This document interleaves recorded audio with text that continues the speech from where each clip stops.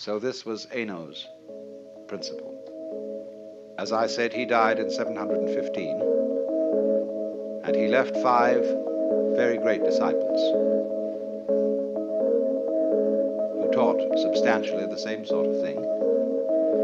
But as things go, then these disciples had disciples, and those disciples had disciples, and there's a genealogy, and Zen broke into what are called 5 houses. And these, some of them didn't go on. Zen went on in 2 main forms. One is called, by the Japanese, Rinzai Zen, after the great master Rinzai, who lived towards the end of the 9th century. And the Soto school comes from another line, and they have a slightly different emphasis. Soto is more serene in its approach, Rinzai more gutsy. Rinzai people use the koan method in Zen studies. Soto people don't, at least not in the same way. But this period between the death of the 6th patriarch, Eno, and about the year 1000 is the golden age of Zen. These were the really formative years. And after that, Zen began to decline in China. It became mixed up with other forms of Buddhism, and it suffered the fate of many, many forms of meditation type or yoga type discipline.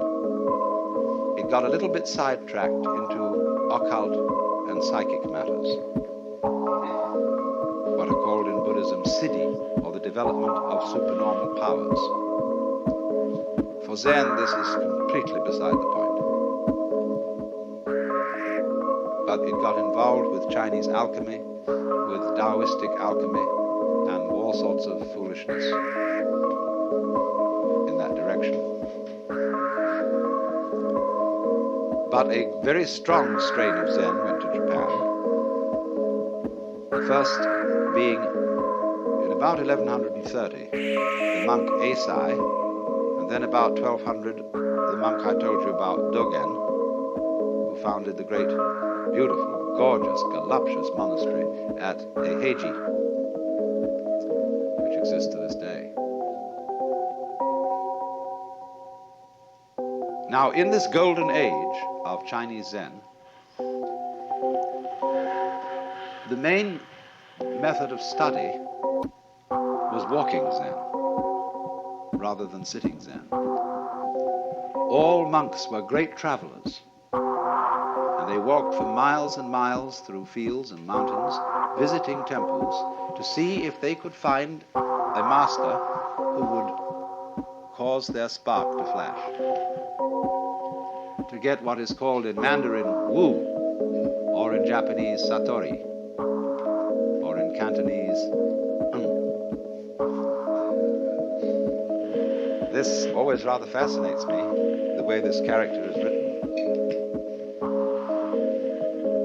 The word I in Chinese is sometimes represented by this right-hand side of the character alone. 5 mouths, 5 senses. This one means your mind or heart, the heart-mind, shin. Now when we say something very surprising happened, my heart came into my mouth. Here it comes into all 5. So this character means awakening. It's the same in a way as the Sanskrit bodhi, awakening from the illusion of being a separate ego locked up in a bag of skin, discovering that you are the whole universe. And of course, if you do discover that, and you do see into it all of a sudden, it's a shock, because your whole common sense is turned directly inside out. Everything is the same as you've always seen it, but completely different. Because you know who you are. You know what the devil were you worrying about? What was all that fuss? What was all that to do? Well, you see, it was part of the game. Everything from one point of view is fuss.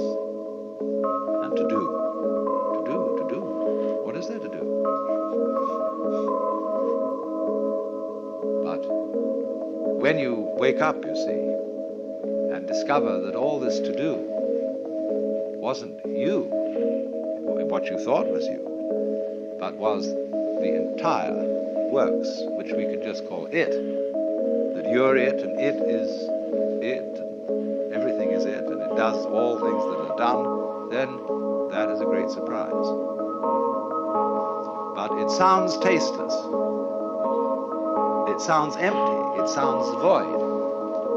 Because if I say, well, you're all it, that is a statement without the slightest logical sense. Because we don't know what is it unless there's something that isn't it. But if it's both all ises and all isn'ts, then we can't think about it. Nevertheless, it is highly possible to see that that's so, in a way that's so vivid it brings your heart into all your five mouths.